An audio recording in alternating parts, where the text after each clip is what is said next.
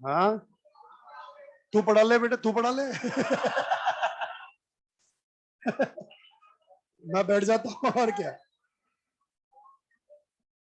तू पढ़ा ले यार, मैं बैठ जाता हूँ और क्या। पर मैं क्वेश्चन पूछूंगा तेरे से।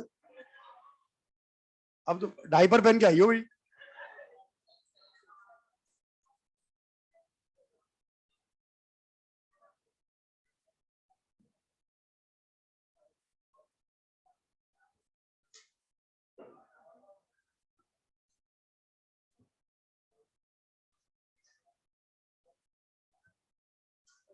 हाँ भाई, ऑडियो ऑडियो क्लियर है क्या भैया? ऑडियो ऑडियो क्लियर है? देख लीजिए एक बार सब लोग अच्छे से। चल, तो अभी मेरे को जो नजर आया मैं उससे यहाँ पर आइसोमेरिज्म लिखवा लूंगा बेटा सारी। ध्यान रखना। M A3B3 बनाइए, जल्दी करिए। M A3B3। हाँ, क्या दो? पूरा बोलो ना भैया। दो दो क्या बोल रहे हो, पूरा बोल रहे हो। दो आइसोमर बनेंगे इसमें। दो ही बन रहे हैं सिर्फ? दो से ज्यादा पॉसिबल? अच्छा, बनाना आते हैं क्या तुम्हें? ठीक है बेटा, तो कोई दिक्कत वाली बात ही नहीं हुई।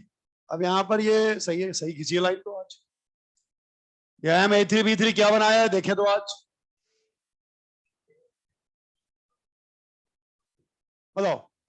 A A, A B, B B, second A B, A B, A B, बोल बेटे सही है।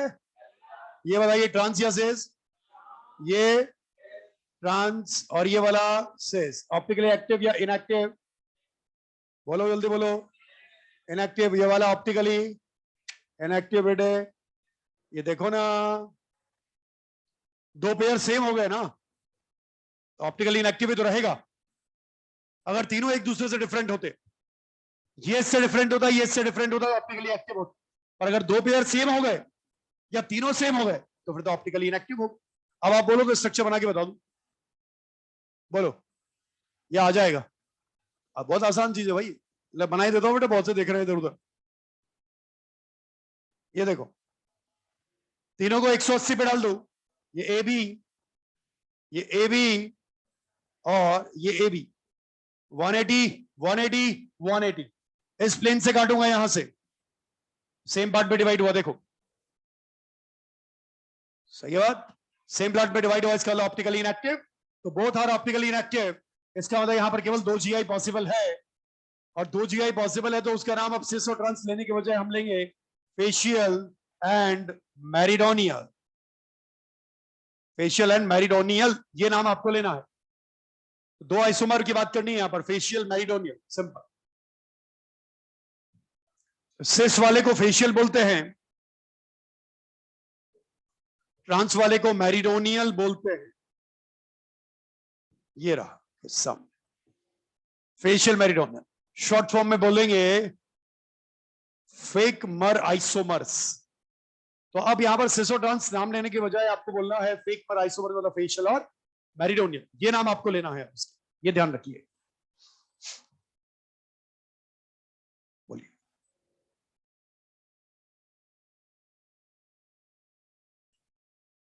सही बात, देख लो आराम से। हमने इससे पहले A3B2C और A3BCD ये बना लिया था, A2B2C2 बना लिए थे ना। ठीक है, एक और लिखो इसके बाद। ये डायरेक्टली पढ़ के जाना है, इसको इंपॉर्टेंट लिख लो। पहले तो ये पढ़ के जाना है, इसके बाद ये वाला पढ़ के जाना है। इसमें आप बनाने मत बैठना, और बनाना है तो आज का दिन अच्छा है, शनिवार है, 8 बजे करीबन बना के बैठ जाना इसको। हाँ, तो बनाते रहना, जब तक खत्म होगी जब तक आपके इतने आइसोमर बन जाएंगे। Total 30 isomer stereo. सही है। 15 GI है, 30 OI है, टोटल 30 स्टीरियो आइसोमर्स।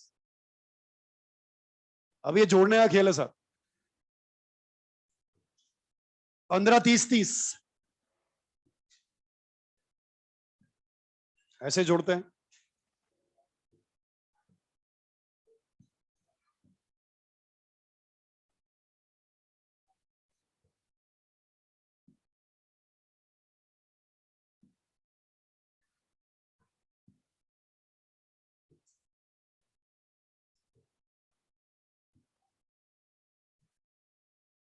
ये बात हुई मोनोडेंटेड के बारे में। अब अगर ग्रुप बनाना आ गया है तो दिक्कत वाली बात ही नहीं है। कोई सा भी आपके पास आएगा मोनोडेंटेड वाला, आप उसके पेयर्स बनाकर उसके बारे में आंसर दे सकते हैं। ठीक, अब करें बाइडेंटेड के बारे में बात। आओ बाइडेंटेड देखते हैं। हाँ यस, अब बाइडेंटेड के बारे में बात करें तो देखिए बाइडेंटेड किस तरह का होगा, चेक करते हैं। तो बाइडेंटेड में मैंने सबसे पहले लिया ई एन होल थ्राइस। चलो जल्दी से बताओ ई एन क्या है? Symmetrical, unsymmetrical? पक्की बात? कितनी पोजीशन से जुड़ेगा? 3 से कैसे जुड़ेगा भाई? बाइडेंटेड है।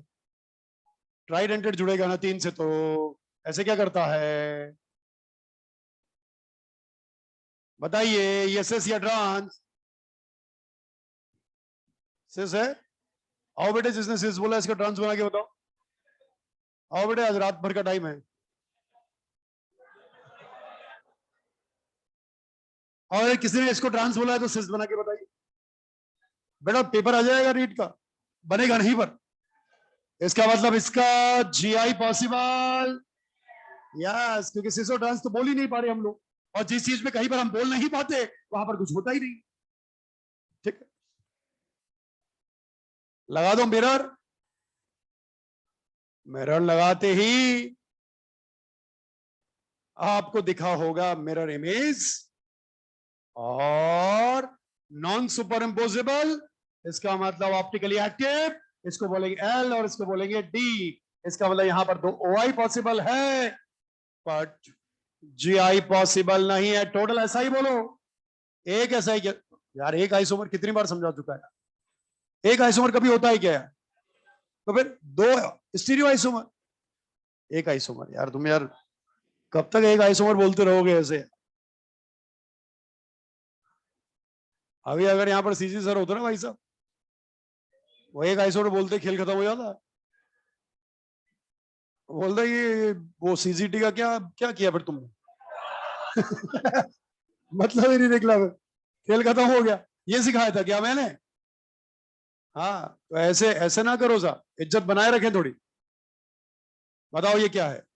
आप बोलना थोड़ा सा। हाँ बोल के दिखा बेटा, ट्रांस या सिस? हाँ, ये ट्रांस है, मतलब सिस बना सकते हैं। हाँ, अब थोड़ी उम्मीद जागी है कि हाँ सर अब ठीक है थोड़ा। ये बताइए क्या ये सिस है क्या? 90 डिग्री तो सिस, 180 तो बताइए ट्रांस वाला ऑप्टिकली एक्टिव या इनएक्टिव? क्योंकि प्लेन ऑफ सिमेट्री प्रेजेंट है, ट्रांस। सिस वाला ऑप्टिकली एक्टिव। तो टोटल हो गए बेटा यहां पर कितने GI? 2, 2 OI, 2 + 2 आजकल कितना? 3। ऐसा सही है बेटा, 2 + 2 आजकल कितना होता है? 3। 3 + 2 4। 4 + 2 5 + 2 2 + 4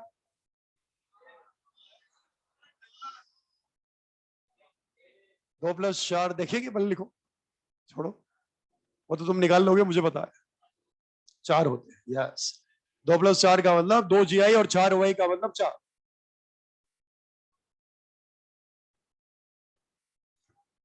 बहुत से ये सोचते हैं क्लास होने के बाद बाहर निकल के सर से एक बार पूछेंगे सर ये जोड़ कैसे रहे हो, और फिर ऐसा लगता है कि यार ये पूछे क्या पता यार, सर दोबारा कुछ पूछ ले, उल्टा पूछ ले तो दिक्कत हो जाए। क्या जवाब दूंगा मैं? क्या मुंह दिखाऊंगा? कौन सा मुंह दिखाऊं?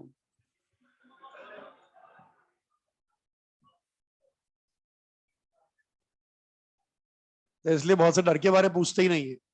और अच्छा है पूछना भी मत इसको, ये पूछने वाली चीज भी नहीं है। ये भी मत पूछना, बहुत से देख रहे हैं इसको, मैं देख रहा हूँ बहुत देर से, जैसे प्लेन ऑफ सिमेट्री कैसे, ये एक्टिव कैसे हुआ सर ये, तो ये भी मत पूछना। बहुत से इसको देख रहे हैं, मुझे दिखाई दे रहा है वो, सर ये कैसे हो गया, यहाँ तो प्लेन ऑफ सिमेट्री है, ऐसे आई तो रही है सर ये देखो आ रही है, यहां से दिख रहा है, ऐसे कैसे हुआ सर, ये क्या गजब हो गया।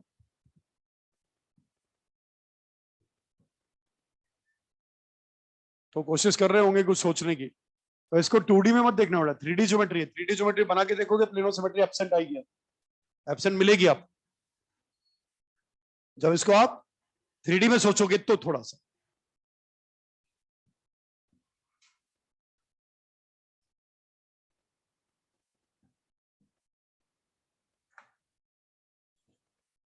लिख लिया क्या तुमने? आजकल लिखने में एक्सपर्ट होते जा रहे हो, क्या बात? क्या लिख रहे हो आजकल ऐसा?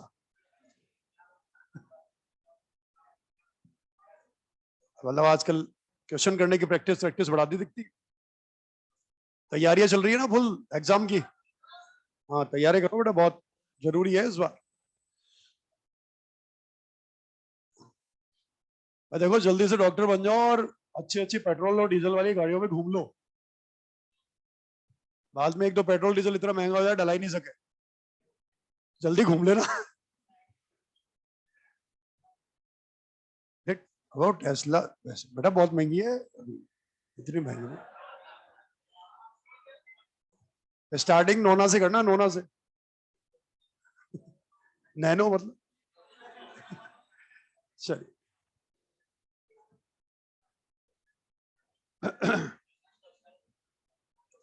बताना ये क्या है बेटे, जल्दी बताना। बताइए ये क्या है, सिस या ट्रांस? अभी मैं बना रहा हूं, रुक तो जा। अब बता। हाँ ये सिस है। किसके रेस्पेक्ट में? अमोनिया और क्लोरीन दोनों के रेस्पेक्ट में सिस। पक्की बात? अब इसके अलावा सिस इसका पॉसिबल है ही नहीं। अब आ जाओ।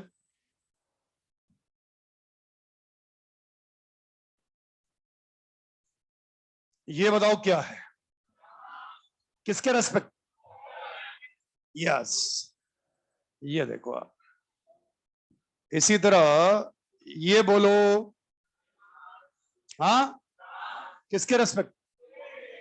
यस, तो बताइए कितने ट्रांस बने, कितना सिस बना?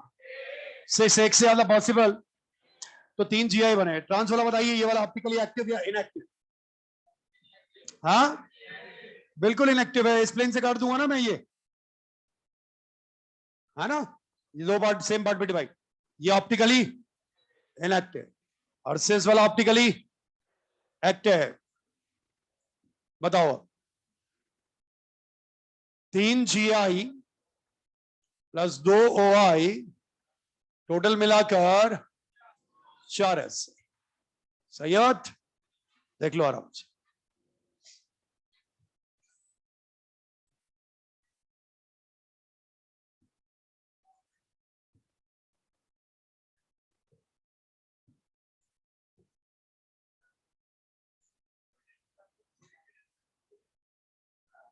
अगर इसको भी सिस बोल दिया और इसको भी सिस बोल दिया और इसको भी सिस बोलोगे तो फिर इसके आइसोमर बनाओगे कैसे? सारे सिस है फिर तो। सिस तो एक ही हो सकता है जो अमोनिया और क्लोरीन दोनों के रेस्पेक्ट हो। और फिर मैंने एक बात बोली थी कि अगर तीनों पोजीशन पर सेम ग्रुप है तो भी ट्रांस, तीनों में से किसी एक पर सेम ग्रुप है तो भी ट्रांस, तो फिर ट्रांस ही हुआ ना।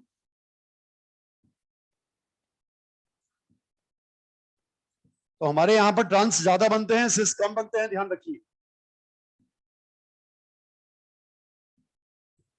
ट्रांस ज्यादा बनते हैं, सिस कम बनते हैं, ये स्पेशली ध्यान रखिए आप।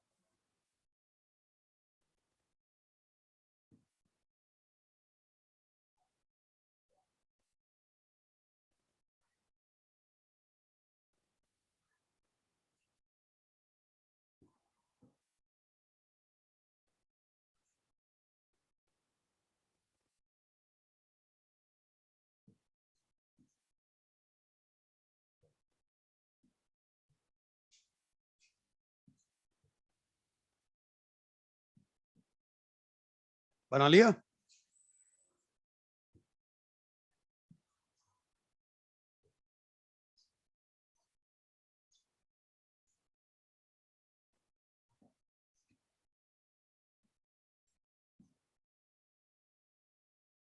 लिखे इसके नीचे।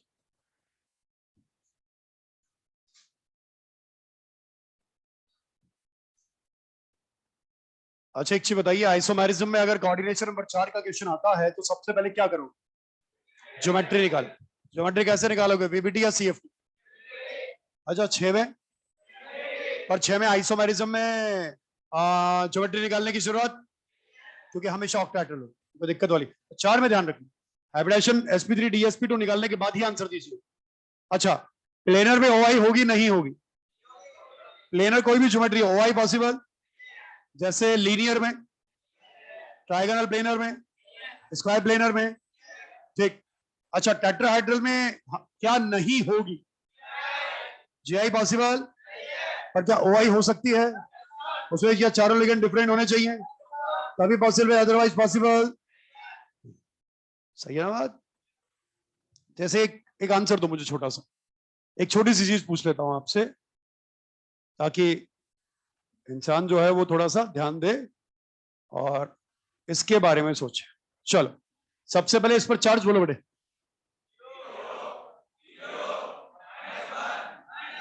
क्या इस पे +2 होगा? कोऑर्डिनेशन नंबर बोलो। क्या ABCD है? बताइए प्लेटिनम +2 कोऑर्डिनेशन नंबर 4 में ज्योमेट्री का नाम क्या? हाइब्रिडेशन DSP2 होगा। क्या every ligand act as a strong field ligand? क्या ज्योमेट्री स्क्वायर प्लेनर होगी?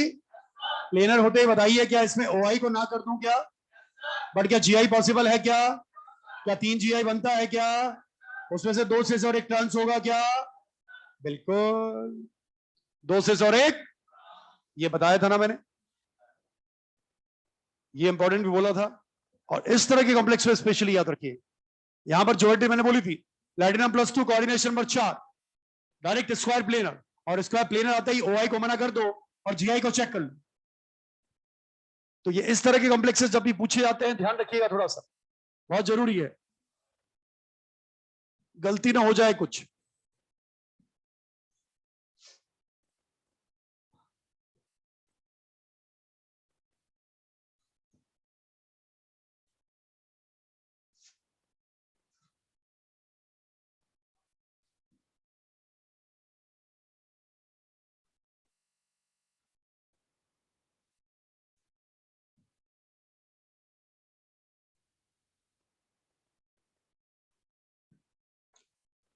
चलिए अब आप इसको चेक कर लेना, क्वेश्चन करोगे मॉड्यूल से तो पता चल जाए, ठीक है।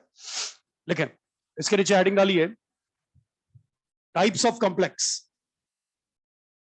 टाइप्स ऑफ कॉम्प्लेक्स भी बता देता हूं यहां पर, आसान चीज है पर पढ़ के जाना है, आसान चीजें ही आ रही है आजकल।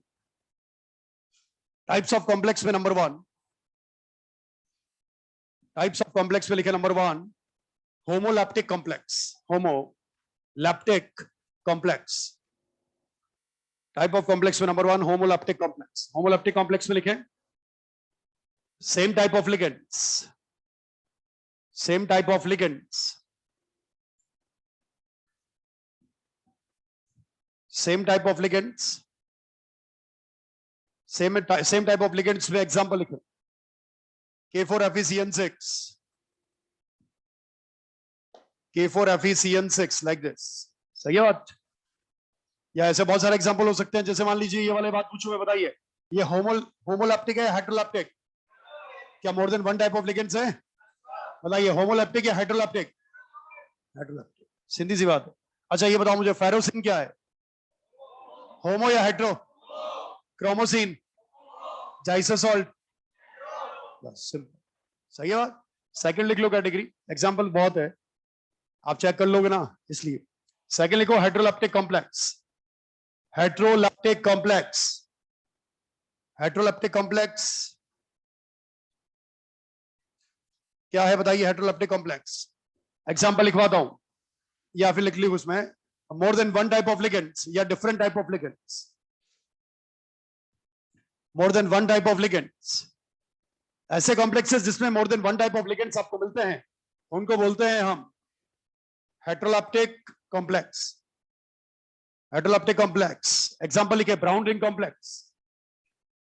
फॉर्मूला लिखो ना, स्पेलिंग क्या लिख रहे हो? कोई बात नहीं, चलो पीछे से देख लें। ब्राउन रिंग कॉम्प्लेक्स क्या काम आता है बताइए? नाइट्रेट और नाइट्राइट आयन के टेस्ट में। अगला लिखो sodium nitroprusside, sodium nitroprusside. Sodium nitroprusside, sodium nitroprusside ये भी हेटेरोलेप्टिक कॉम्प्लेक्स में है। जाइसस सॉल्ट ये भी हेटेरो का पार्ट है, एटसेट्रा कर दीजिए। ये कैटेगरी पढ़ के जानी है। नेक्स्ट कैटेगरी लिखे on the basis of ligands, नहीं on the basis of stability, sorry ligands लिखवा चाहिए। On the basis of stability, on the basis of stability में लिखें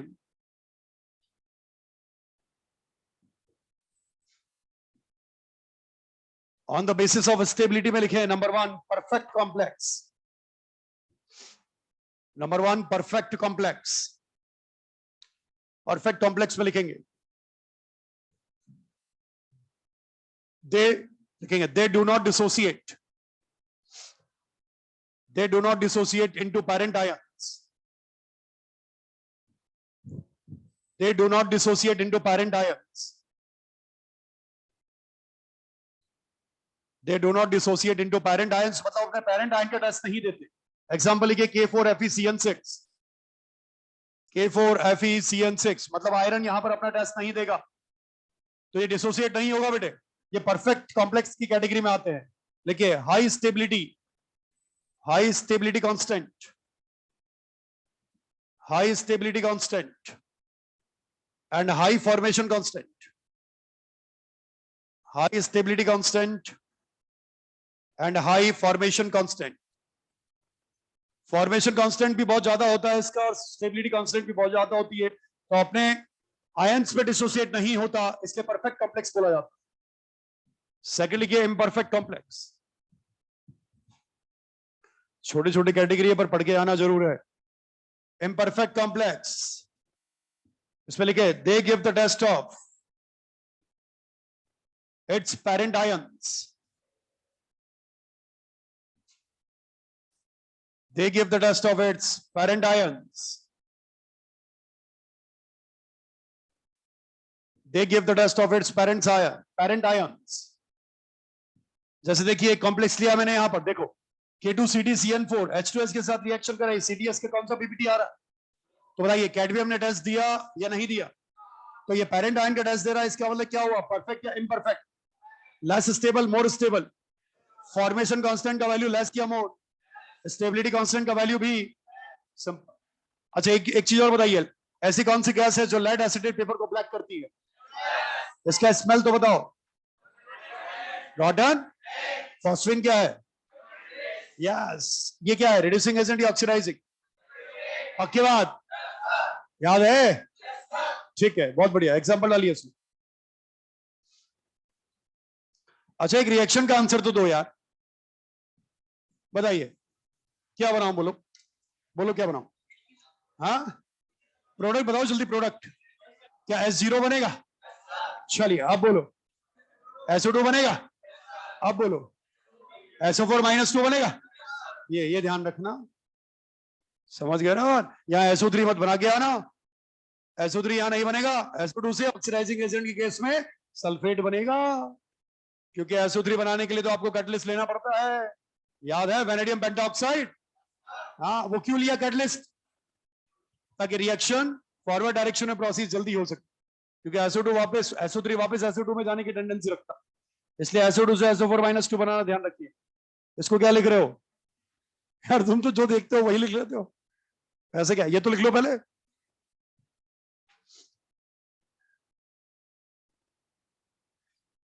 चलिए एक आंसर दीजिए छोटा सा मेरे को, अभी मैं पूछ रहा हूं,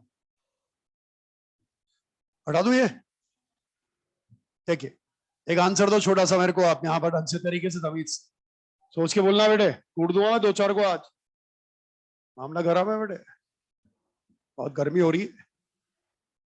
ये बताइए जल्दी से, सबसे पहले स्टेबिलिटी ज्यादा इसके पहले वाले की बाद वाली, हाँ कैसे पता किया, क्या चिलेट रिंग है क्या, ये मोनोडेंटेड है क्या, स्टेबिलिटी का ऑर्डर ये है क्या, बताइए what is KF, formation constant, किसका वैल्यू ज्यादा, KF या KF डैश, क्या KF डैश का वैल्यू KF से ज्यादा होगा क्या, रीजन क्या है, स्टेबिलिटी ज्यादा होना, सही है बात।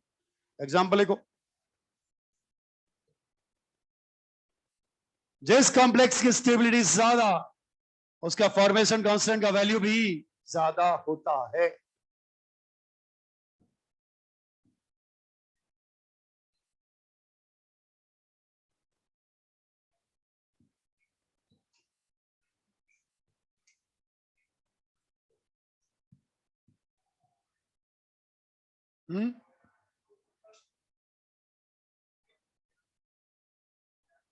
इसीलिए इम्परफेक्ट बोला। और जो टेस्ट नहीं देंगे वो perfect complex. Maximum complexes perfect होते हैं और कुछ गिने चुने कॉम्प्लेक्सेस हैं जो इम्परफेक्ट होते हैं। ठीक, चलिए लिखेंगे इसके आगे। चलिए एक क्वेश्चन लिखिए, लिखें question. in CrCO6, in CrCO6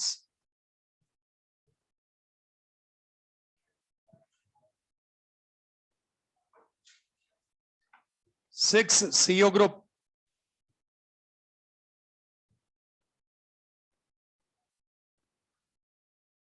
can be replaced by how many NO groups?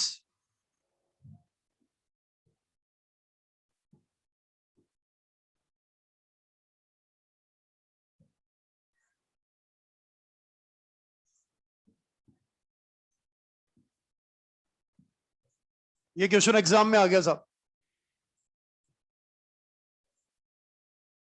अब इस क्वेश्चन में जब एग्जाम में आया ना, तो ये मान के चलो 90% लोगों का तो खेल खत्म हो गया। अब 10% होंगे जो दिमाग लगाएंगे थोड़ा सा, उनमें से जो कर पाएंगे वो मुश्किल से 0.5 या 1% ही होंगे। सही है बात, दिमाग तो सभी लगाएंगे। अब इसमें यही चीज सीखनी है आपको, एक छोटी सी चीज सिखा रहा हूं, इसलिए जरूरी है क्वेश्चन पूछा है मैंने। आइए बात करते हैं। सबसे पहले आप ये बताइए मुझे, छोटी सी बात बताना, इधर देखो आप, आंसर फिर आप बाद में देना, पहले इधर देख लो। अगर मान लीजिए मैंने NO प्लस आपको दिया है और NO आपको दिया है, सही है बात, ध्यान देना। NO प्लस अगर दिया है तो ये 2 इलेक्ट्रॉन डोनर है, और NO है तो वो 3 इलेक्ट्रॉन डोनर है। कैसे देखें, NO में 15 इलेक्ट्रॉन, 15 इलेक्ट्रॉन का बॉन्ड ऑर्डर आप जानते हो 2.5 होता है। 2.5 का मीनिंग बताओ। एक आधा वाला अनपेयर्ड या पेयर्ड? अच्छा, लिगेंड की खासियत क्या, वो लोन पेयर देता है, ये भी लोन पेयर देगा, और वो अनपेयर्ड इलेक्ट्रॉन भी साथ में देगा। तो कितने इलेक्ट्रॉन देगा? एक लोन पेयर एक अनपेयर्ड। इलेक्ट्रॉन कितने? 3। हाँ 4। अब यहां पर 3 ही तो देगा भाई। अब NO प्लस में बताइए, क्या वो अनपेयर्ड इलेक्ट्रॉन चला गया? इसका मतलब अब कितने इलेक्ट्रॉन देगा? 2। तो ये 2 इलेक्ट्रॉन डोनर है, अगर NO प्लस है और न्यूट्रल है तो 3 इलेक्ट्रॉन। सही है बात। अब अंदाजा लगा सकते हो आप वहां पर आराम से, अंदाजा लगाओगे तो देखिए, हाँ बिल्कुल, अब तो आंसर आएगा ना बेटे, अब तो आना ही है। ये रहा, NO से रिएक्शन कराऊंगा तो यहां पर मेरे प्लस ये NO आए। अब देखिए, एक अगर 6 CO की बात करूं तो इसने दिए 12 इलेक्ट्रॉन, मतलब 6 लोन पेयर, मतलब कोऑर्डिनेशन नंबर 6। सही है बेटे। इसी तरह अब NO की बात करूं तो एक NO देगा 3 इलेक्ट्रॉन, तो 12 कितने देंगे? 4। इसका मतलब ये हो गया 12 इलेक्ट्रॉन, 6 LP, कोऑर्डिनेशन नंबर अभी भी कितना है? 6। तो 6 CO को कितने NO ने रिप्लेस किया? तो इसका आंसर अब आया है 4। समझ गए बात? वैसे मैंने एक बात बोली थी, ध्यान रखना, कि NO किसी कॉम्प्लेक्स में कभी भी आए, आपके सिलेबस के हिसाब से +1 मानना है, पर कहीं पर अगर न्यूट्रल लिखकर ही दे दिया जाए तब भी तो क्वेश्चन करना है, वो बात इसलिए बताना जरूरी था। और यहां पर क्या होता है, कभी कभार क्या होता है, मेजर में यहां पर अपने ये क्वेश्चन जो है ये टिका दिया जाता है, या इस तरह का कोई क्वेश्चन टिका दिया जाए तो हमारे पास गुंजाइश रहे आंसर देने के लिए, कि हमें पता है कि NO न्यूट्रल 3 इलेक्ट्रॉन डोनर होता है, NO प्लस जो है वो 2 इलेक्ट्रॉन डोनर होता है।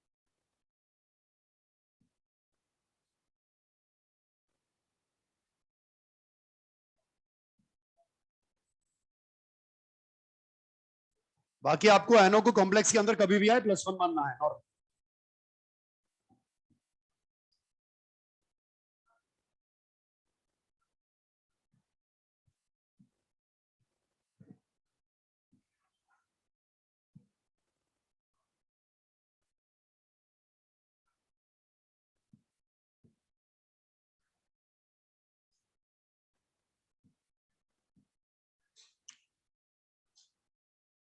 लिख लिया आपने?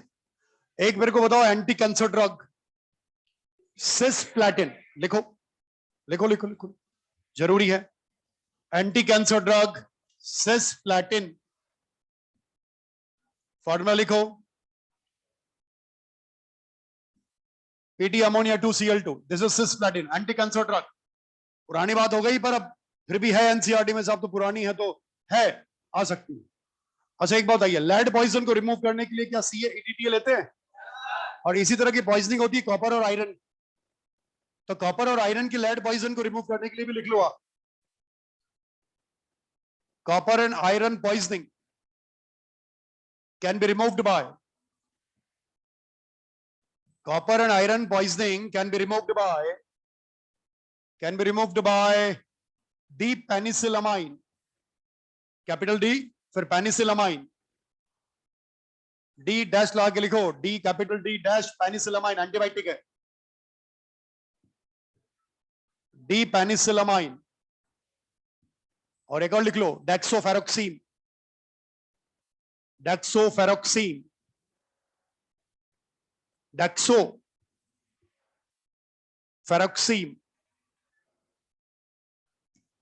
तो ये कॉपर और आयरन की पॉइजनिंग को रिमूव करने के लिए ये दिया जाता है, और लेड पॉइजन को रिमूव करने के लिए CA-ADTA-2 दिया जाता है, ADTA कॉम्प्लेक्स दिया। अब ये अपनी मर्जी से नहीं लिखा, एनसीईआरटी में लिखा हुआ है इसलिए लिखवा रहा हूं, ध्यान रखिएगा। इसी के साथ दिया हुआ है, लेड पॉइजन के साथ ही। अब लेड पॉइजन तो इसलिए क्योंकि वो पूछा जा चुका है, इसलिए वो तो मार्केट में चल रहा है, और ये पूछे नहीं गए तो मार्केट में चल नहीं रहे, और लिखा हुआ है एनसीईआरटी में, इसलिए बात है। लिख लिया? चलिए चलिए साहब,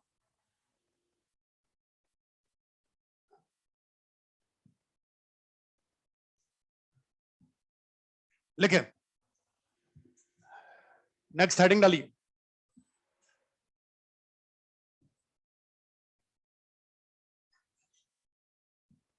हेडिंग डालिए नेक्स्ट, D&F ब्लॉक। इसमें एक चीज छोड़ रहा हूं अभी के लिए, जॉन टेलर डिस्टॉर्शन, ठीक है? वो अगर मेरा मूड करेगा तो मैं बता दूंगा, मेरा मूड करेगा तो मैं बता दूंगा उसको, वो देखेंगे बाद, क्योंकि 5-6 साल हो गए अभी तक कोई क्वेश्चन आया नहीं है। 2016-17 में देखने को मिला था इसका क्वेश्चन। हाँ तुझे चले, तेरे को सर अंदर नहीं ले वहां पर तो फिर आ जाना, अंदर नहीं घुसने दे तो वापस आ जाना फिर, है ना? लेके वो उसका छूटा हुआ था थोड़ा सा, लेके हेडिंग डालिए D&F ब्लॉक।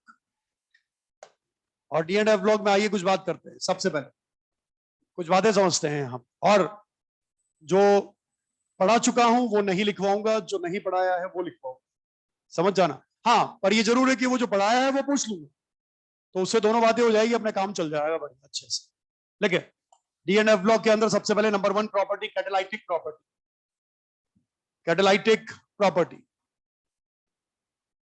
कैटालाइटिक प्रॉपर्टी में लिखें। पहले आज थ्योरेटिकल बातें लिखवाऊंगा कुछ, हाँ पहले डी ब्लॉक के अंदर पढ़ रहे हैं, फिर एफ ब्लॉक पढ़ेंगे बाद, पहले डी ब्लॉक, दोनों एक साथ नहीं। कैटालाइटिक प्रॉपर्टी में लिखें, D block metal and there compounds, D block metal and there compound show catalytic property, D block metal and there compound show catalytic property,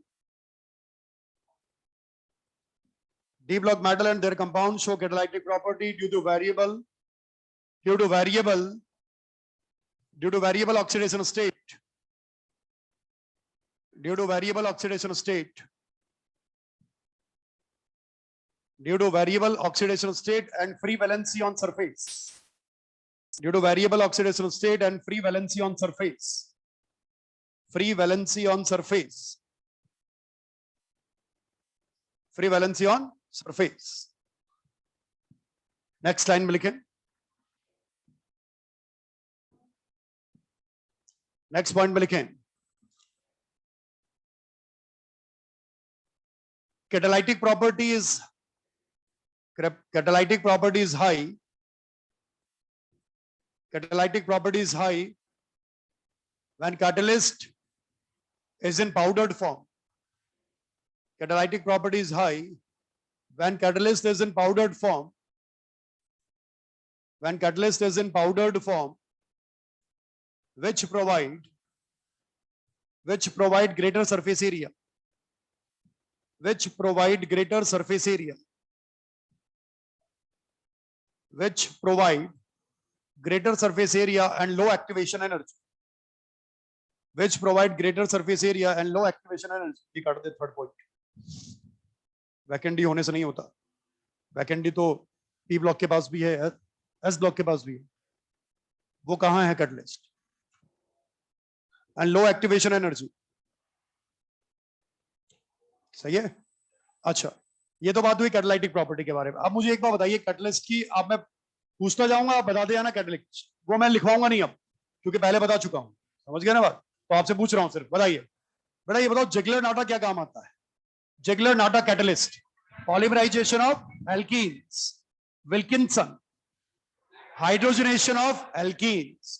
अच्छा, कांटेक्ट प्रोसेस में catalyst V2, Deacon's process Cu, अच्छा ऑस्टवाल्ड process platinum या फिर rhodium wire, सही है बात। और एक आपको उसमें पढ़ाया होगा ऑर्गेनिक, वेजिटेबल ऑयल और घी, क्या उसमें निकल पैलेडियम काम आता है? तो मैं अब लिखवा नहीं रहा इन सब चीजों को, क्योंकि सब कुछ पहले बता चुका हूं, और ऑक्सीजन की प्रिपरेशन में ये तीनों चीजें मैंने लिखवा चुकी है। Catalytic oxidation by catalytic oxidation of ammonia, Ostwald process, catalytic oxidation of HCl, Deacon's process, and catalytic oxidation of SO2, contact process, सही है बात। तो अब ये लिखवा नहीं रहा यार, है ना, आपको याद भी है, बार बार लिखवाने का मतलब नहीं। लिखे आगे, property number second, alloy formation. Property number 2, alloy formation. Alloy formation लिखें, it is a mixture of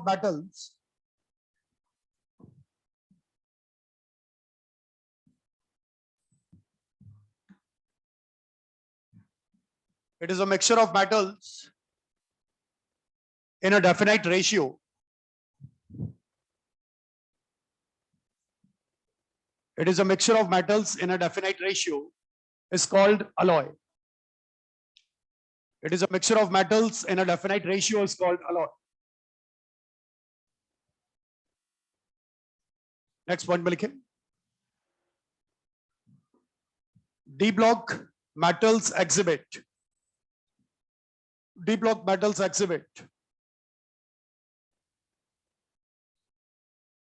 almost similar size ratio. D block metals exhibit almost similar size ratio. Similar size ratio मिलने का reason बताइए, क्या similar size ratio मिलने का reason क्या? Contractions है, बिल्कुल। That's why one metal can be replaced by another metal. One metal can be replaced by another metal in a metallic crystal. One metal can be replaced by another metal in a metallic crystal and form alloy. इसीलिए alloy बनाने की tendency specially D block के metals के अंदर मिलती है। ऐसा नहीं बोलते कि पी ब्लॉक में नहीं मिलती, पी ब्लॉक में भी मिलती है, पर मैक्सिमम टेंडेंसी डी ब्लॉक के अंदर होती है, क्योंकि साइज रेशियो बिल्कुल कम होता है। देखिए, difference in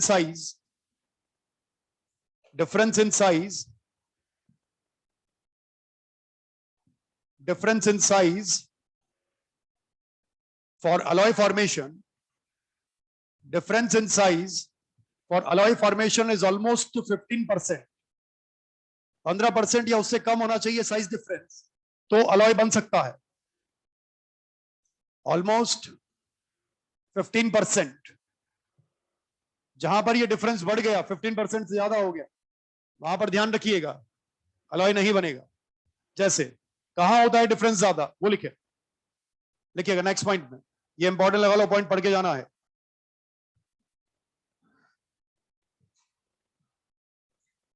अमलगम लिखेंगे, ये जो अमलगम के बारे में लिखवा रहा हूं पढ़ के जाना। Amalgam is a semi solid mixture,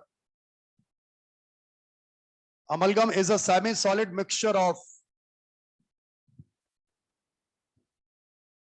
Amalgam is a semi-solid mixture of mercury with metals. Amalgam is a semi-solid mixture of mercury with metals. तो मरकरी का मेटल के साथ सेमी सॉलिड मिक्सचर अमलगम कहलाता है. सही है ना बात? It is a type of alloy. It is a type of alloy.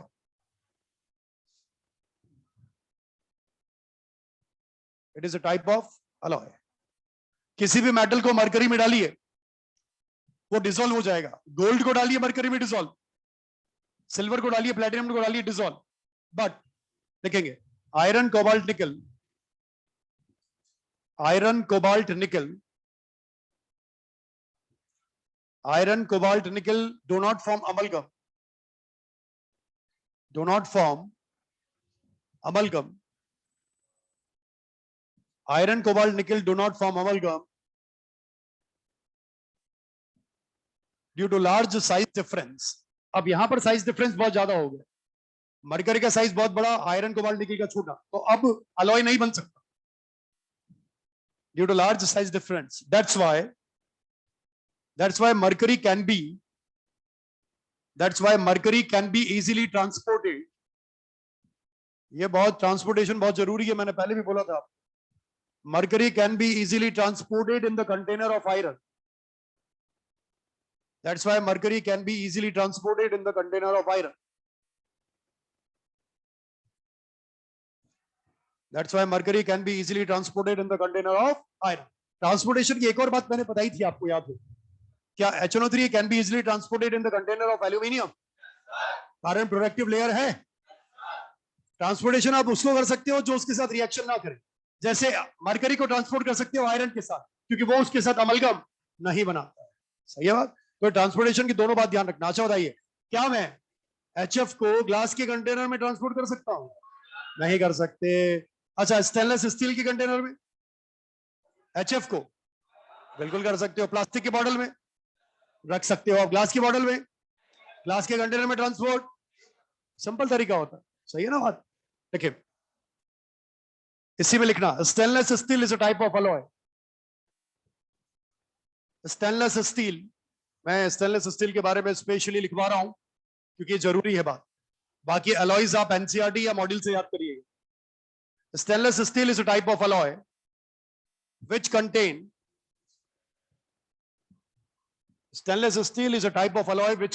iron,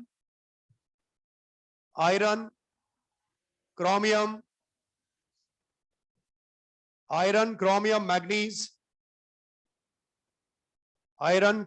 manganese, nickel, and some impurities, some amount of carbon. ये सब मिलकर स्टेनलेस स्टील बनाती है.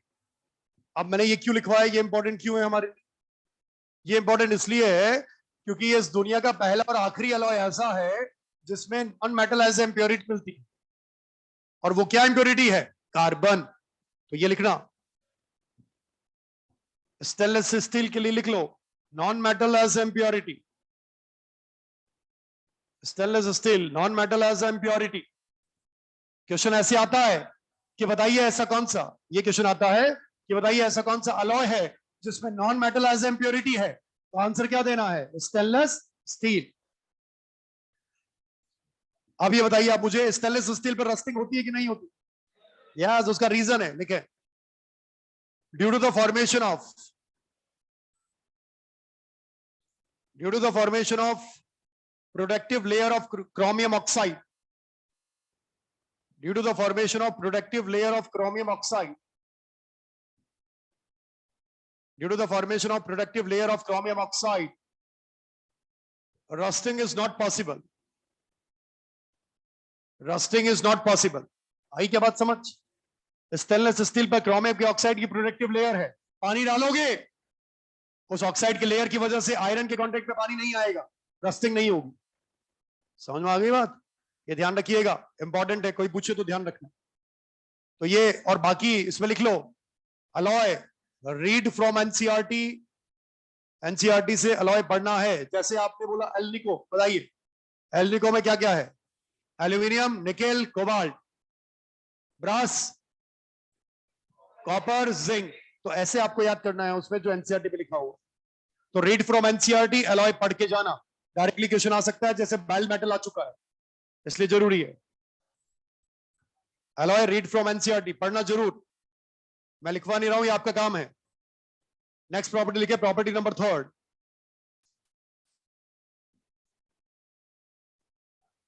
Nature of oxides. आपको जो प्रॉपर्टी मैं लिखवा रहा हूं ना, मुश्किल से आपको पढ़ते जाते वक्त 5 मिनट लगेंगे, और पढ़ के जरूर जाना। लिखे nature of oxides. Nature of oxides में लिखे D block metal oxide, D block metal oxide in lower oxidation state, D block metal oxide in lower oxidation state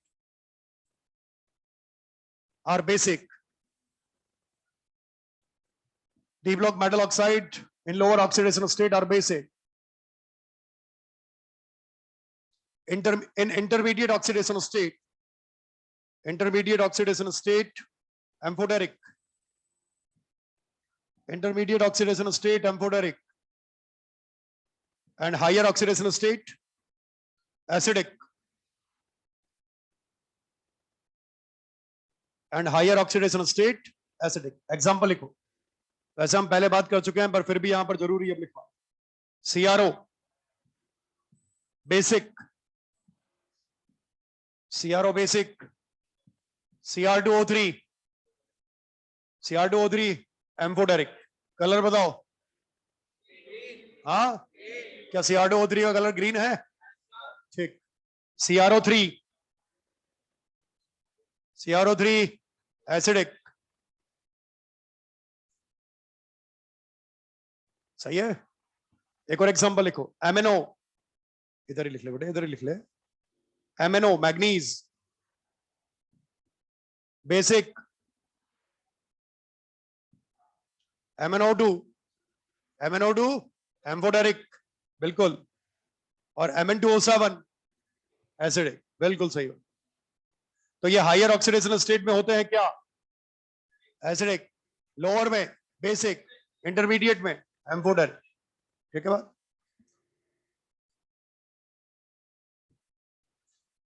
V2O5 लिख लो, V2O5 एम्फोटेरिक होता है। वेरेडियम पेंटाऑक्साइड एम्फोटेरिक लिख लो। NCERT में ये amphoteric acidic दोनों लिखता है इसको, हाँ, पर ये स्पेशली एम्फोटेरिक माना जाता है। चलिए प्रॉपर्टी नंबर 4 पे लिखो melting point, melting point, melting point पे लिखो। अच्छा पहले बता दो, एक काम करो, मेरे को बता दो थोड़ा सा, बताइए साइज एस ब्लॉक के मेटल का बड़ा होता है या डी ब्लॉक के मेटल का? हाँ, अच्छा, साइज जिसका बड़ा होगा उसका मेटालिक बॉन्ड वीक या स्ट्रॉन्ग? तो बताइए किसका मेल्टिंग पॉइंट ज्यादा है, डी ब्लॉक या एस ब्लॉक? तो पहले ये लाइन लिखो, S block metals, S block metals have low melting point, S block metals have low melting point than D block metals. S block metals have low melting point than D block metals due to large size and weak metallic bond formation. Due to large size and weak metallic bond formation. Weak metallic bond formation. पहली बात समझ में आ गई। Next point, metallic bond strength directly proportional to, proportionality का sign बनाना, directly proportional to number of unpaired electron. जिसमें number of unpaired electron ज्यादा होंगे ना बेटा, उसी का मेल्टिंग पॉइंट बहुत ज्यादा होगा इन डी ब्लॉक, क्योंकि उसी का बॉन्ड स्ट्रांग होगा। अगले लाइन में लिखना, melting point is directly proportional to metallic bond strength. Melting point is directly proportional to metallic bond strength. सही है बात। अब जिसमें नंबर ऑफ अनपेयर्ड इलेक्ट्रॉन ज्यादा, metallic bond strong, packing strong, melting point ज्यादा। देखिए ऑब्जर्वेशंस, पढ़ के जाना है, पढ़कर जाना है। कोई भी चीज यहां पर फालतू नहीं लिखवा रहा, सब पढ़कर जाना है। इसमें से 2 मिनट देना, 3 मिनट देना, एक बार रीड जरूर करके जाना। ऑब्जर्वेशन में number 1, melting point of chromium. Spelling क्या लिखते हो यार? स्पेलिंग में तू आगे मोलिब्डेनम नहीं लिख पाएगा, टंगस्टन नहीं लिख पाएगा, तो सिंबल लिखो chromium comma MO comma W. W का मतलब वुल्फ्राम, हाँ इसीलिए डब्ल्यू बोलते हैं इसको। वुल्फ्रामाइट तो और है, ये वुल्फ्राम है। हाँ, chromium molybdenum tungsten, highest in respective series, highest in respective series.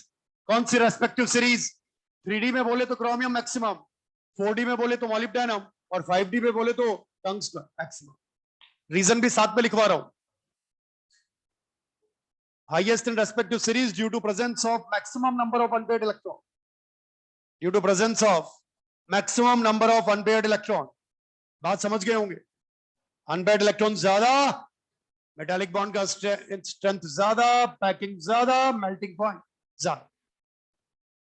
Point number 2, भाई थक जाओ तो बता देना, 1 मिनट रेस्ट कर लेंगे।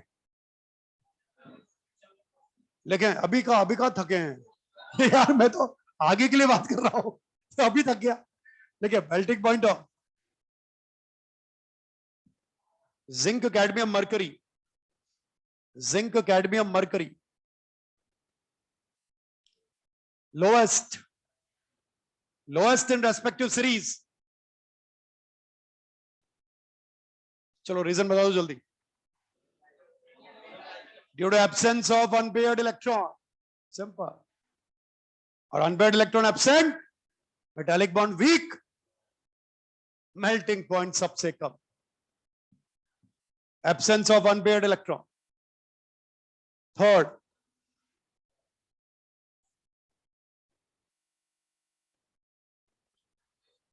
एक बात बताओ मेरे को थोड़ी सी, ये एक बात बताओ छोटी सी, ये बताइए इसका एटॉमिक नंबर बोलो बेटा कितना? ठीक, शाबाश, ये नंबर याद रखना बेटे। बताइए क्या यहाँ पर ये 3d5 4s2 होता है? क्या ये हाफ फिल्ड है? क्या स्टेबल है? मेटालिक बॉन्ड में कितने इलेक्ट्रॉन देगा? 2 नहीं, केवल 2। याद करो वो दिन, याद है वो दिन? क्या बोले थे? अच्छा, हाफ फिल्ड स्टेबल होने की वजह से कितने इलेक्ट्रॉन देगा? कम दिए, ज्यादा दिए? कम दिए। मेटालिक बॉन्ड वीक या strong?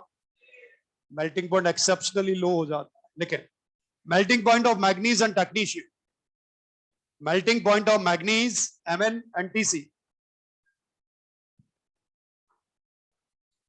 has exceptionally low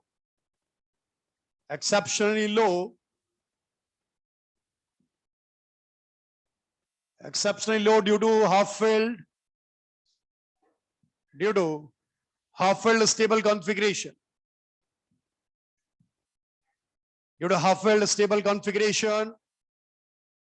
and participation of only 2 electrons,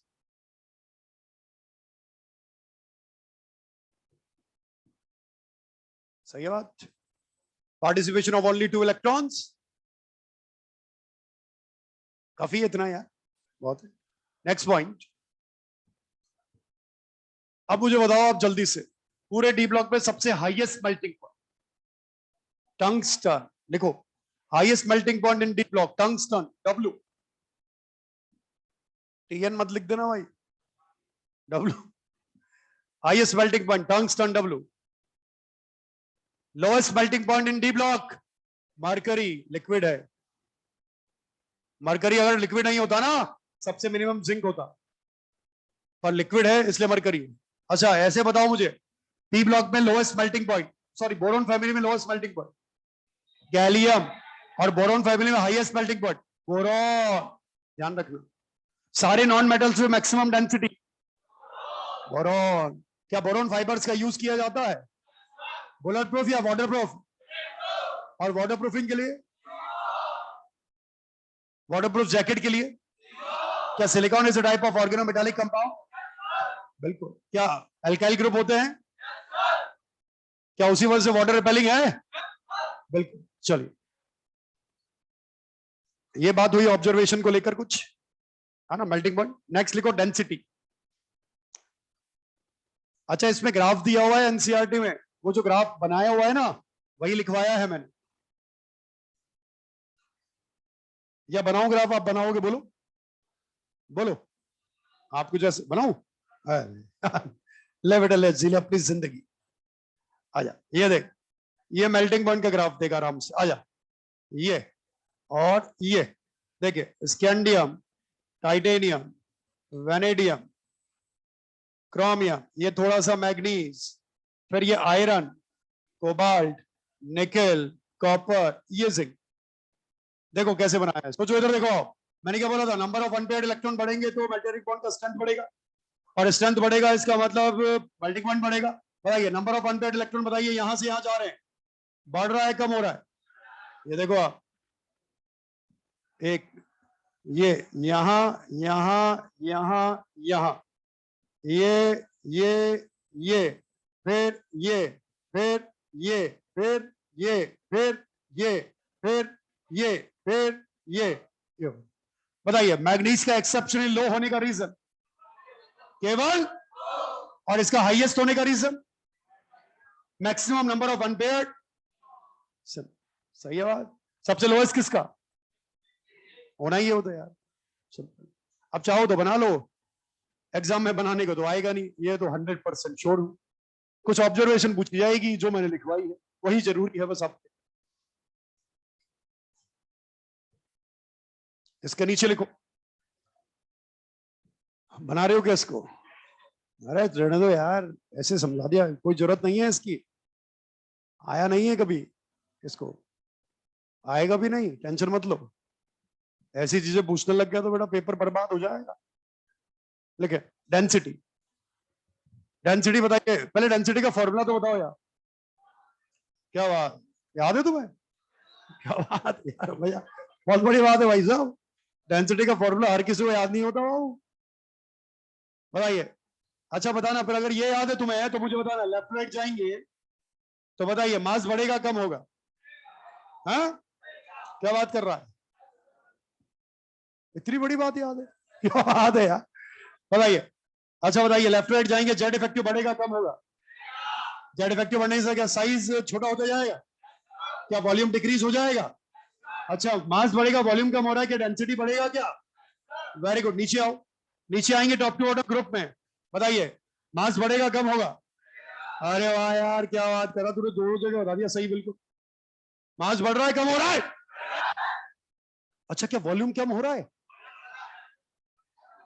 volume कम हो रहा है, कारण है लेंथेनाइट कॉन्ट्रैक्शन। समझिए ना बात? बताइए ऊपर से नीचे आ रहे, क्या कॉन्ट्रैक्शन आ रहा है? क्या साइज छोटा हो रहा है? वॉल्यूम कम हो रहा है, और वॉल्यूम कम तो डेंसिटी ज्यादा। बोलो डे। तो आप डी ब्लॉक पे लेफ्ट राइट जाओ या टॉप टू बॉटम जाओ, दोनों जगह डेंसिटी बढ़ता है। अब बताइए ऑर्डर बताओ बेटा, ऑर्डर, ऑर्डर ऑफ डेंसिटी बताओ जल्दी, बोलो जल्दी से ऑर्डर, बोलना, बोलो। क्या बढ़ेगा? क्या आयरन की डेंसिटी ज्यादा है या ऑस्मियम? सीधी सी बात है यार, बहुत आसान चीज है, बताइए। बोलो बेटा डेंसिटी ऑर्डर बोलो, scandium, titanium, vanadium, chromium, manganese, iron, cobalt, nickel, copper, zinc. बोल बेटा ऑर्डर बोल। हाँ, बढ़ रहा है, बढ़ रहा है, बढ़ रहा है, बढ़ रहा है, बढ़ रहा है, बढ़ रहा है, बढ़ रहा है, बोलो बेटा बढ़ रहा है क्या? अच्छा, मैक्सिमम डेंसिटी बोलो। हाँ, अब इधर नहीं, पूरे डी ब्लॉक में, उधर क्या बोल रहा है? Iridium is greater then osmium, almost equal है। मिनिमम डेंसिटी बोलो, स्कैंडियम, लो मॉलिक्यूलर मास। सही है।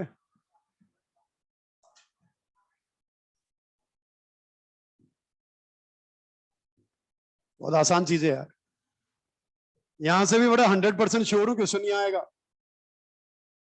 इसलिए लिख लो सिर्फ, ये देखो लिखवाना जरूरी होता है, कुछ ऐसा नहीं है कि अपन लिखवाए नहीं, लिखवाना जरूरी होता है, पढ़ना आपके हाथों में है कि आप उसको, तो ये मैं साथ में बोलता रहता हूं क्या इंपॉर्टेंट है क्या नहीं है, और जहां बोलता है इंपॉर्टेंट है वहां पर मैंने स्पेशली स्टार मार्क करवाया या फिर इंपॉर्टेंट लगवाया है मैंने, तो वो जरूर पढ़ के जाना जहां पर मैंने स्पेशली बोला है, और किस्मत साथ दे गई तो उसी में से पेपर आ जाएगा, और मेरी किस्मत बहुत अच्छे से साथ देती है।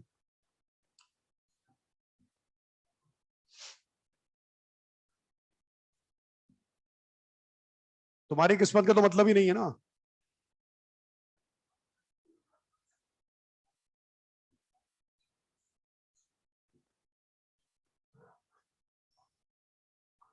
लिखो इसके नीचे। अब इस टॉपिक की सबसे महत्वपूर्ण और सबसे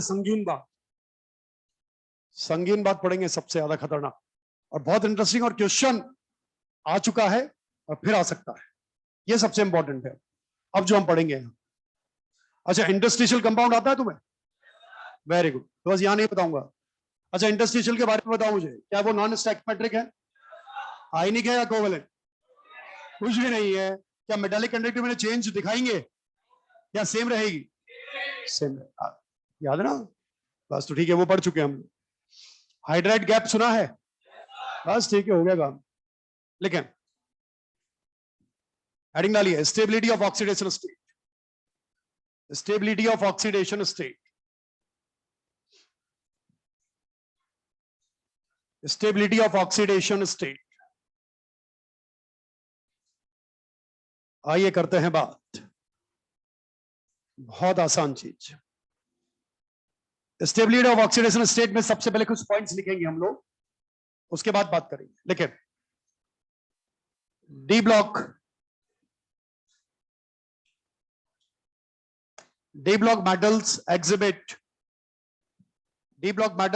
variable oxidation state. D block metal exhibit variable oxidation state. Exhibit variable oxidation state due to minimum energy gap. यहां पर हर चीज पढ़ के जानी है इस फैक्टर में, मतलब एक शब्द भी नहीं छोड़ना। Exhibit variable oxidation state due to minimum energy gap between, minimum energy gap between N-1D and NS subshell. ये मैंने periodic table के अंदर बात की थी आप लोगों से, वो F ब्लॉक में थी, ये D ब्लॉक में चल रहा है। N-1D and NS subshell, इनके बीच में एनर्जी गैप मिनिमम होने की वजह से ये वेरिएबल ऑक्सीडेशन स्टेट शो करते हैं। अच्छा, एस ब्लॉक वेरिएबल शो क्यों नहीं करते एस ब्लॉक के element? Reason minimum energy gap या लार्ज, सिंपल। अच्छा, एक चीज बताइए, डी ब्लॉक सोच के बोलो, पी ब्लॉक में ऊपर से नीचे आने पर हायर का स्टेबिलिटी बढ़ेगा या लोअर का? क्या रीजन इनर्ट परफेक्ट है? क्या डी ब्लॉक में ऊपर से नीचे आएंगे तो हायर का स्टेबिलिटी बढ़ेगा लोअर का? क्या इसका रीजन एनर्जी गैप मिनिमम होना है? तो पहले अपन कुछ पॉइंट लिखते हैं, लिखे। Most stable oxidation state in D block. Most stable oxidation state in D block is +2. Most stable oxidation state in D block is +2.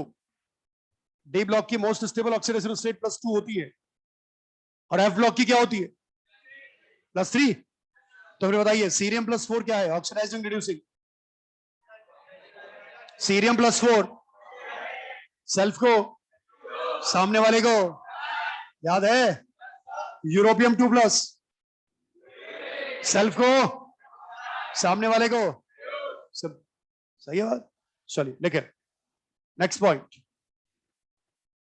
In 3D transition series, highest oxidation state is shown by manganese. In 3D transition series,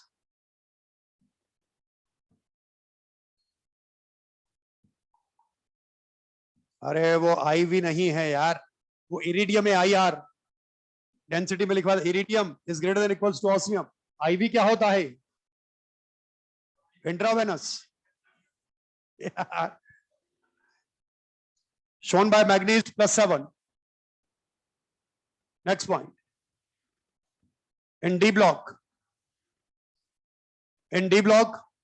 highest oxidation state is shown by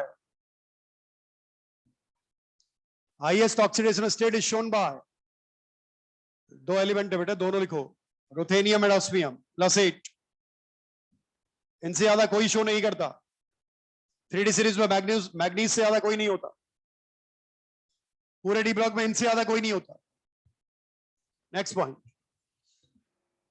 ये next point में answer आप दोगे मुझे, मैं लिखवा रहा हूं, या आप अपने हिसाब से समझोगे या मुझे रीजन बताओगे. जीरो ऑक्सीडेशन स्टेट लिखो ना, क्या कर रहे हो. Zero oxidation state on D block metal. Zero oxidation state on D block metal. Zero oxidation state on D block metal is stabilized by carbonyl. What is the reason? Synergic bonding. क्या ये negative charge भी stabilise कराता है? ठीक, सही है, very good. Next point में लिखें. अब ये नेक्स्ट पॉइंट में स्टार बना लो. ये इंपॉर्टेंट में भी इंपॉर्टेंट है, पहले मैं समझा देता हूं फिर उसके बाद लिखेंगे अपन, ठीक है. फिर लिखवाता हूं. आइए इधर देखिए, ध्यान देना, ये बोलना आप ही को है, मैं बता चुका हूं. देखो ये क्या होता है, छोटे छोटे टॉपिक जो होते हैं ना, मेरे को मेटलर्जी के अलावा कहीं पर भी जोड़ नहीं लगाना. ये छोटे छोटे सब में आपको जोड़ लगाना, D&F हो, एस ब्लॉक हो कि हाइड्रोजन, बस मेरे को मेटलर्जी में जोड़ लगाना पड़ेगा थोड़ा सा. बाकी ये सारे टॉपिक में आप ही बताओगे, जो भी बताओगे. देखना जैसे. आइए बात करते. ये 3D, ये 4S, ये 4D, ये 5S, और ये 5D, ये 4F और ये 6S. याद है? अभी देख लेते हैं, पता चला बेटा 2 मिनट में क्या है, कौन कितना है पानी में या कौन हवा में ही झूल रहा है. आओ सोच के बोलो. 6 पीरियड, ये 4th पीरियड है, 5th है, ये 6th है. बताइए क्या 3D ट्रांजिशन सीरीज है? 4D है, 5D है. 5D में इलेक्ट्रॉन जाने से पहले क्या 4F14 फिल हो चुका है? बिल्कुल हो चुका है साहब, ये तो कंफर्म है. आप मानते हो एनर्जी लेवल के हिसाब से, हाउ रूल के हिसाब से, सही बात. अब यहां पर बात करें, बताइए शील्डिंग ज्यादा पुअर किसका है, 3D, 4D या 4F? क्या F का शील्डिंग ज्यादा पुअर है? अच्छा मुझे एक बात बताइए, हमारे सिलेबस के हिसाब से कितने तरह के कॉन्ट्रैक्शन? 2. कौन बोल रहा है यार आज? कितने? क्या एक्टिनाइड है, लैंथेनाइड है, ट्रांजिशन है? अच्छा डी इलेक्ट्रॉन का पुअर शील्डिंग है तो ट्रांजिशन, 4F का है तो 5F का है. अच्छा ज्यादा पुअर किसका है, 4F का या 5F? क्या actinide contraction stronger than lanthanide? बिल्कुल सही बात. चलिए बात करते हैं यहां पर. बताइए शील्डिंग इसका बताइए, क्या इन सबसे ज्यादा पुअर है क्या? अब एक बार बताइए मुझे, डी ब्लॉक में ऊपर से नीचे आते हो तो आप साइज देखते हो या जेड इफेक्टिव? ये याद हो गया ना बेटे? बताइए ऊपर से नीचे आ रहे, जेड इफेक्टिव बढ़ रहा है कम हो रहा है? वेरी गुड, जेड इफेक्टिव बढ़ेगा, कॉन्ट्रैक्शन बढ़ेगा. तो बताइए ये न्यूक्लियस जो है ये इस टेस्ट इलेक्ट्रॉन को अपनी तरफ खींचेगा या धकेलेगा? खींचेगा. तो बताइए एनर्जी गैप क्या कम होता जाएगा? तो ऊपर से नीचे आने पर बताइए एनर्जी गैप बढ़ रहा है या कम हो रहा है? कम हो रहा है. कम है और कम है और कम है, धीरे धीरे एनर्जी गैप धीरे धीरे कम होता जा रहा है. अब आप मुझे एक आंसर दो, अगर डी ब्लॉक में ऊपर से नीचे आने पर धीरे धीरे एनर्जी गैप कम होता जा रहा है, तो बताइए क्या सफिशिएंट एनर्जी में क्या ज्यादा नंबर ऑफ इलेक्ट्रॉन्स को बाहर निकाला जा सकता है? इसका मतलब बताइए ऊपर से नीचे आने पर हायर ऑक्सीडेशन स्टेट का स्टेबिलिटी बढ़ेगा या कम होगा? बढ़ेगा. सही बात. जैसे बताइए मुझे एक बात, अच्छा Fe+8 में एग्जिस्ट करेगा नहीं करेगा? Fe आयरन +8 में और ऑस्मियम +8 में. क्यों? एनर्जी गैप धीरे धीरे कम होते जाने की वजह से इलेक्ट्रॉन को लूज करने की टेंडेंसी बढ़ती जा रही है. इसका मतलब मुझे बताना बेटे, ये क्वेश्चन आया है, ध्यान देना, बताओ जल्दी. क्रोमियम पर चार्ज बोल. हाँ ओके. मॉलिब्डेनम, +6 चार्ज कैसा, हायर या लोअर? क्या तीनों पर हायर है? क्या सबसे ज्यादा स्टेबल क्रोमियम पर +6 होगा या टंगस्टन? ऊपर से नीचे आने पर क्या हायर ऑक्सीडेशन स्टेट की स्टेबिलिटी बढ़ रही है क्या? अच्छा, अब एक बात बता दो जल्दी से, अगर हायर ऑक्सीडेशन स्टेट की स्टेबिलिटी बढ़ रही है तो ये स्टेबल है, तो सेल्फ को रिड्यूस जल्दी करेगा या मुश्किल से? तो सामने वाले को ऑक्सीडाइज जल्दी या मुश्किल? इसका मतलब ऑक्सीडाइजिंग नेचर लेस या मोर? इसका मतलब ऊपर से नीचे आने पर क्या ऑक्सीडाइजिंग नेचर कम हो रही है क्या? ये क्वेश्चन आया हुआ है, आपको पढ़कर जाना है, जाना पड़ेगा पढ़कर इसको। इसी तरह एक एग्जाम, अबे लिख मत बेटे, इधर रुक जा, सूख गया बेटे। MnO4-1 TCReO4-1, चल बता जल्दी। +7 +7 +7, बताइए HOS की स्टेबिलिटी ऊपर से नीचे आने पर बढ़ रही है कम हो रही है? बढ़ रही है। मैग्नीज +7 में ज्यादा स्टेबल है या रेनियम? हाँ, अच्छा रेनियम छोड़, Mn ज्यादा स्टेबल है या Re? हाँ अब ठीक है, नाम में ऐसे दिक्कत हो जाती है ना बेटे कभी कभार। बताइए, हाँ यस सर, वेरी, बताइए ऊपर से नीचे आने पर ऑक्सीडाइजिंग नेचर बताइए, लेस या मोर? अब आप मुझे बताओ एक बात, एक बात दिमाग लगाना थोड़ा सा, है ना, मुझे एक बात बताओ, ये प्रॉपर्टी कौन सी है? ये कंपाउंड की प्रॉपर्टी बताइए मुझे, ये ऑक्सीडाइजिंग है रिड्यूसिंग? ये ऑक्सीडाइजिंग एजेंट है। अच्छा, क्या ये SO2 इसको डिकलराइज कर सकती है? हाँ, CO2 करेगी नहीं करेगी? SO2 करेगी। क्या ये स्ट्रॉन्ग ऑक्सीडाइजिंग एजेंट है? क्यों? क्योंकि इसकी +7 हायर तो है पर इतनी स्टेबल नहीं है, तभी तो आप ये पढ़ते हो आराम से धीरे। अब बताइए, अच्छा आपने कभी ये कंपाउंड की प्रॉपर्टी पढ़ी क्या, KReO4? अच्छा, ये कंपाउंड आपको क्यों नहीं पढ़ाया जाता? अच्छा, यही क्यों पढ़ाया जाता, यही सिलेबस में क्यों है? हाँ, यही तो कारण है बेटे। अच्छा, ये पढ़ा है आपने K2Cr2O7, तो फिर आपको ये क्यों नहीं पढ़ाते K2W2O7? क्योंकि उसकी हायर स्टेबल होती है, तो वो ऑक्सीडाइजिंग पावर शो करता ही नहीं है, वेरी वीक। आपको प्रॉपर्टी पढ़ाओगे कैसे, पढ़ाएंगे कैसे? इसलिए तो दो कंपाउंड आपके सिलेबस में है सिर्फ, KMnO4 और K2Cr2। आइए बात समझ में, तो ध्यान रखना, बहुत जरूरी बात है। अब बताओ मुझे, अच्छा KMnO4 का कलर तो बताओ। हाँ, चलो बहुत बढ़िया, पिंक नहीं बोला भाई। K2Cr2 7, हाँ। अच्छा, जब K2Cr2 7 के कांटेक्ट में SO2 आएगा तो कलर क्या बनेगा? क्या क्रोमियम +3 आएगा? क्या कलर ग्रीन होता है? ठीक, अब लिखो आप, in D block from top to bottom in a group, in D block from top to bottom in a group,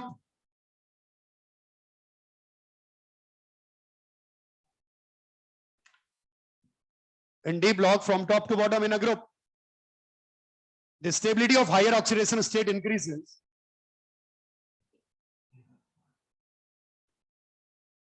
The stability of higher oxidation state increases.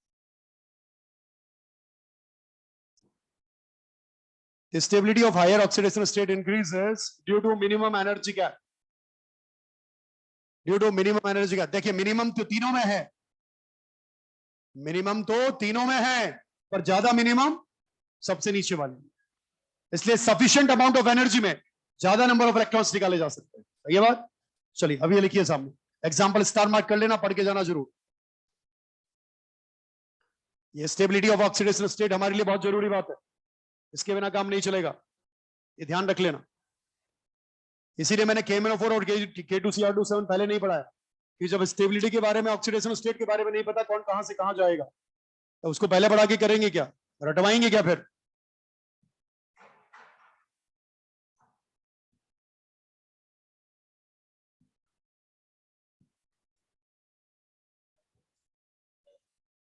अरे पानी पी लेना यार, पानी पी ले बेटा, पानी पी ले थोड़ा।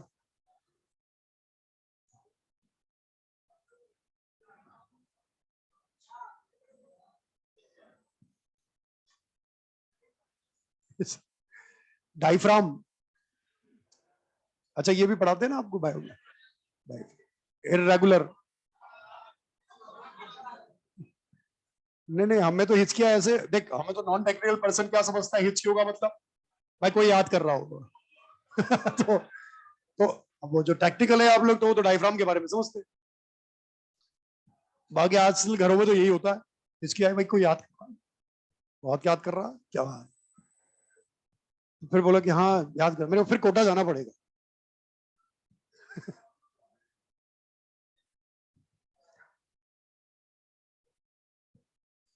कॉलेज में जाने के बाद बहुत से जो हैं छुट्टियां लगते ही कोटा आते हैं, पहले फिर घर जाते हैं। आज भी देखिए आप, तो कभी कभार मिल जाते हैं मेरे को, तो पूछता हूँ मैंने तू क्या क्या कर रहा है, सर ऐसे ही आपसे मिलने आ गया था। यार मेरे से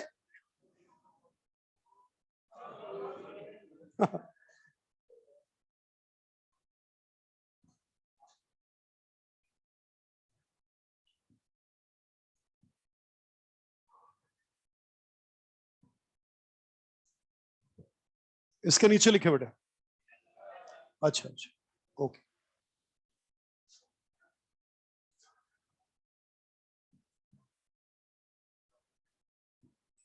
ये स्टेबिलिटी ऑफ ऑक्सीडेशन स्टेट में ये जरूरी बात है, ऑक्सीडाइजिंग बिहेवियर याद रखना। अच्छा एक चीज बताइए, अच्छा ऑक्सीडाइजिंग एजेंट कौन है, HNO3 या H2SO4? हाँ हाँ, HNO3 स्ट्रॉन्ग है, H2SO4 मॉडरेट है, और H3PO4 वीक है। हाँ, HNO3 स्ट्रॉन्ग ऑक्सीडाइजिंग एजेंट है, H2SO4 मॉडरेट ऑक्सीडाइजिंग एजेंट है, H3PO4 वीक ऑक्सीडाइजिंग एजेंट होता है।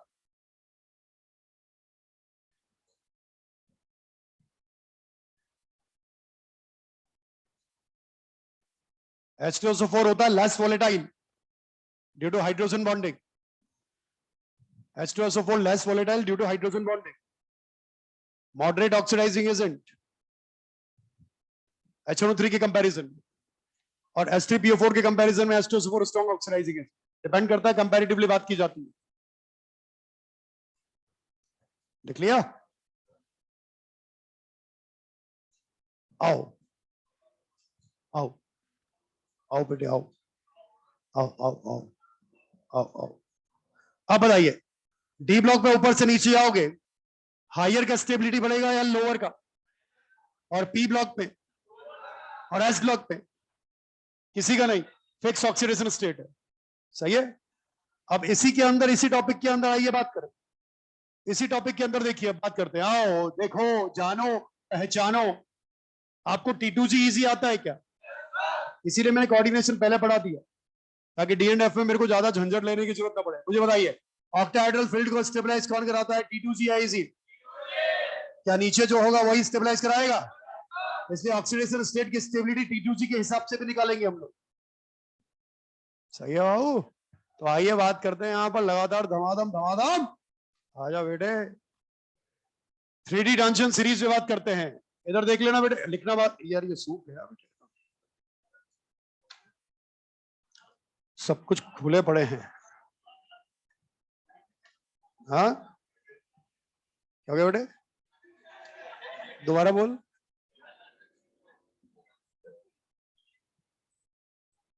3D ट्रांजिशन सीरीज आ जाओ, चलो बात करें मंदिर। Scandium, titanium, vanadium, chromium, manganese, iron, cobalt, निकल, कॉपर, जिंक। बोल बेटे सही है। चलिए सबसे पहले common most stable oxidation state क्या +2 है? +2 सभी शो करेंगे साहब, पहली बात, और स्टेबल भी होगी। ठीक है, तो ये आ गया बेटे, +2 +2 +2 +2 +2 +2 +2 +2, और ये भी +2 बोलो सही है। ये फिक्स हो गई और ये फिक्स हो गई, बाकी सब वेरिएबल है, समझ लेना। बहुत सिंपल बात बोल रहा हूं बेटा, ये फिक्स ऑक्सीडेशन स्टेट, ध्यान देना, और ये फिक्स ऑक्सीडेशन स्टेट। +3 वाला उसको फिक्स ऑक्सीडेशन स्टेट क्या है यार,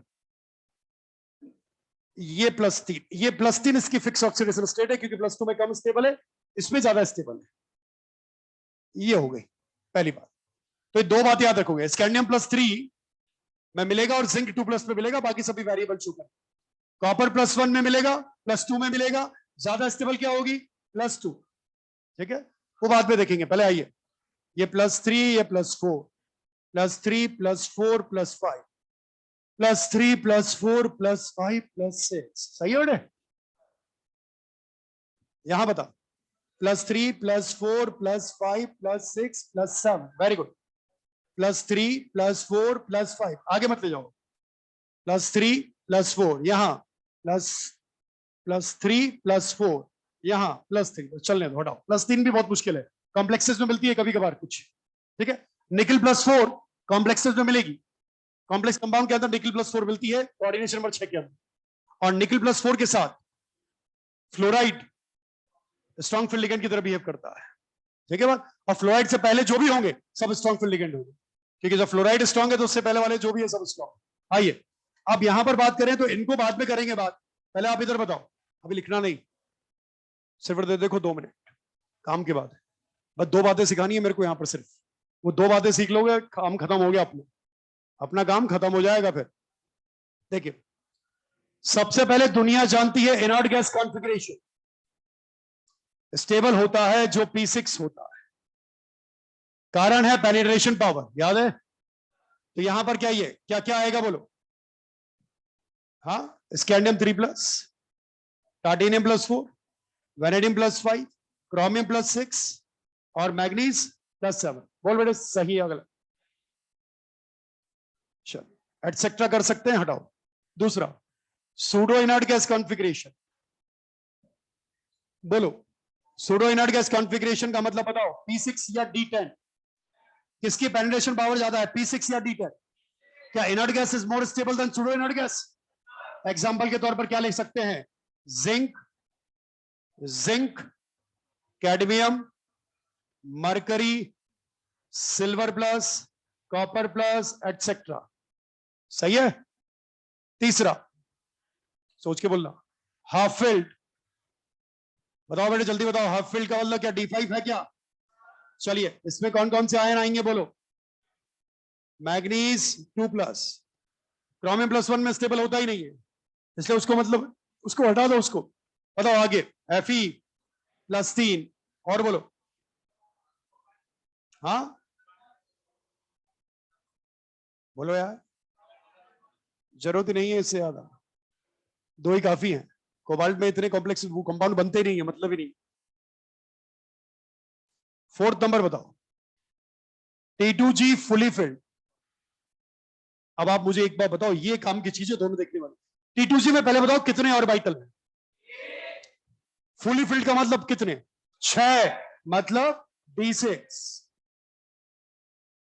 बताइए D6 में देखते हैं एग्जाम्पल, बोलिए D6 में क्या? हाँ बोलो ना, Fe+2, कोबाल्ट एटसेट्रा, इसके नीचे वाले एलिमेंट आ सकते हैं, मैं भी इसमें एटसेट्रा लिख देता हूं, इसके नीचे वाले एलिमेंट आ सकते हैं, सही है? अब बताइए 5वां, हाँ यस, T2G हाफ फील्ड का मतलब बताओ जल्दी से, क्या D3 होगा क्या?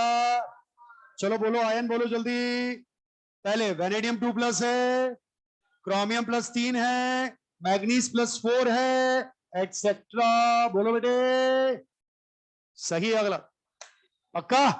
अब आओ, अब यहां पर आओ, आओ बनाए गोला, क्या बोला मैंने?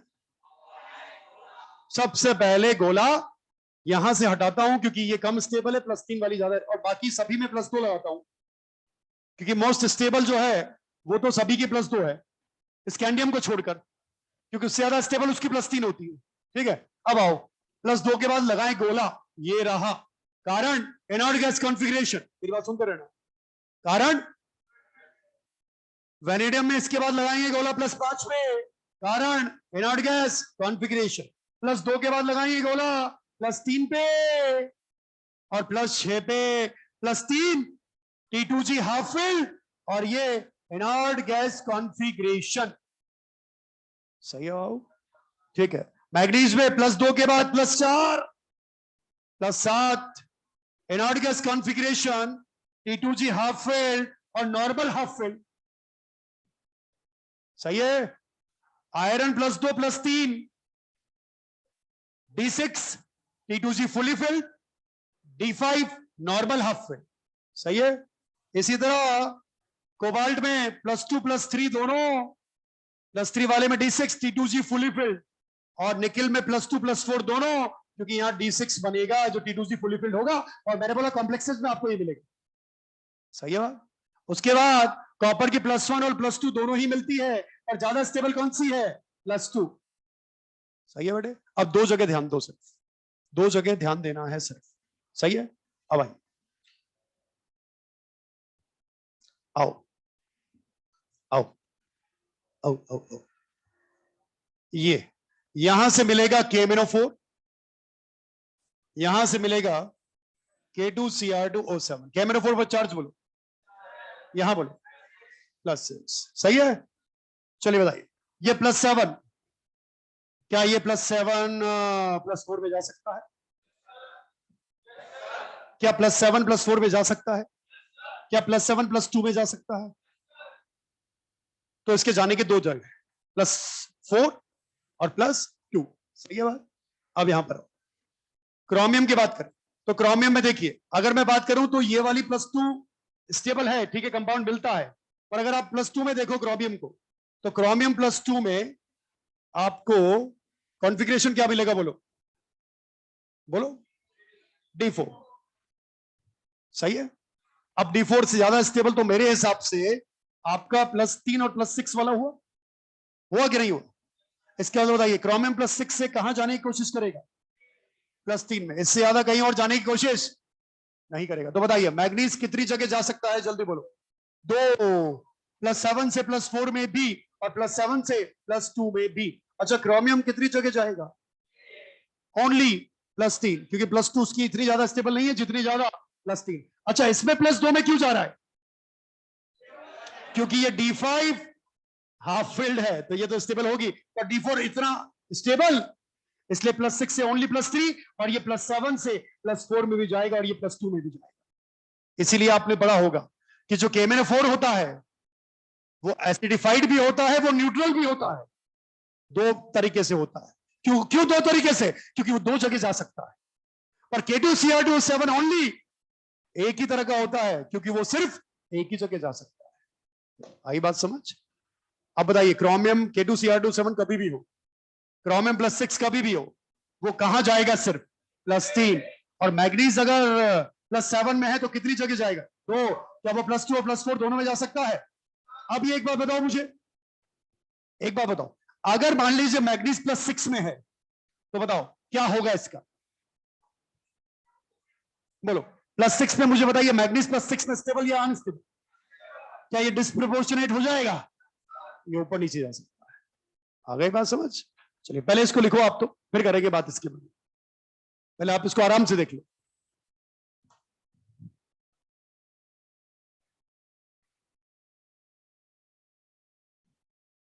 फोटो खींच रहे हो? फोटो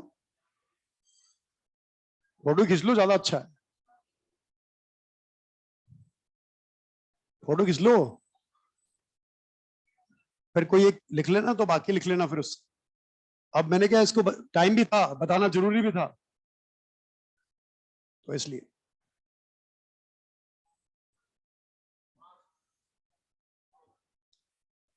अरे बेटा, +3 स्कैंडियम के +3 फिक्स है, मतलब +2 में वो बनेगा ही नहीं, कंपाउंड नहीं बनाता भैया,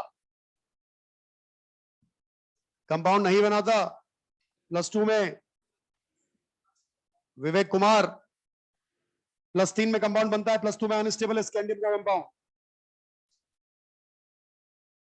और मोस्ट कॉमन ऑक्सीडेशन स्टेट +2 होती है यहां पर।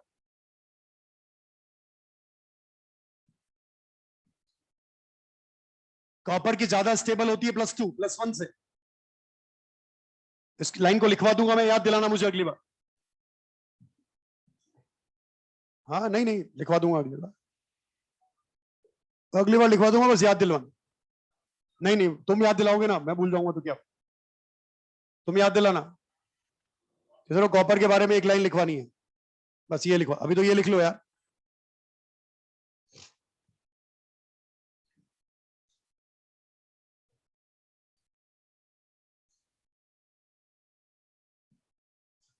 अपन से ज्यादा जल्दी तो इनको ऑनलाइन वालों को होती है। जैसे समय होता है वैसे निकलना शुरू कर देते। पता नहीं ऐसे कौन से चाय पीने जाते हो क्या बेटे, या प्रेशर बन जाता है समय होता।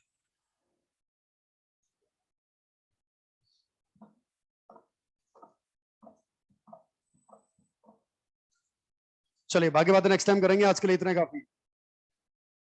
ठीक है।